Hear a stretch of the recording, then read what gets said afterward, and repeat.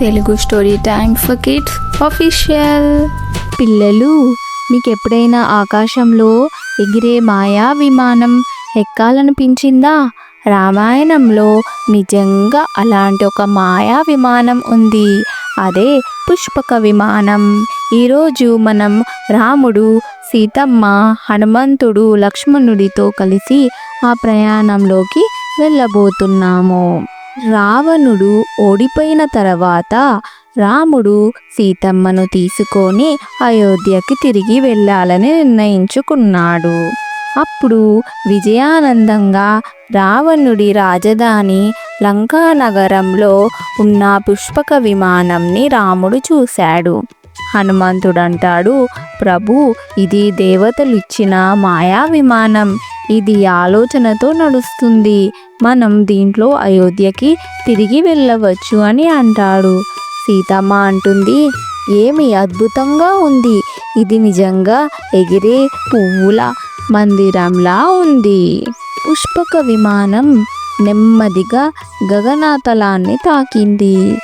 వారు మేఘాల మీదుగా ప్రయాణిస్తూ పర్వతాలు, నదులు, అడవులు, సముద్రాలను దాటారు.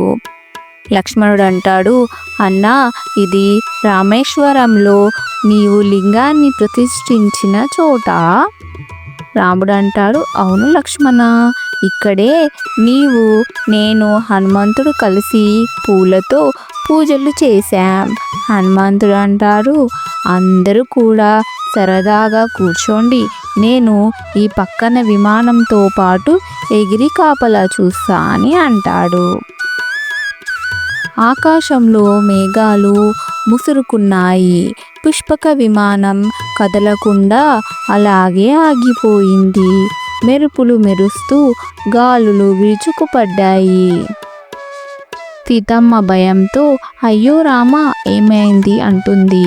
రాముడు, చింతించకు సీత, మనం అందరం కలిసి సమస్యను పరిష్కరిద్దామని అంటాడు. లక్ష్మణుడు అంటాడు, విమానాన్ని సరిగ్గా తూర్పు దిశగా మళ్లించాలి.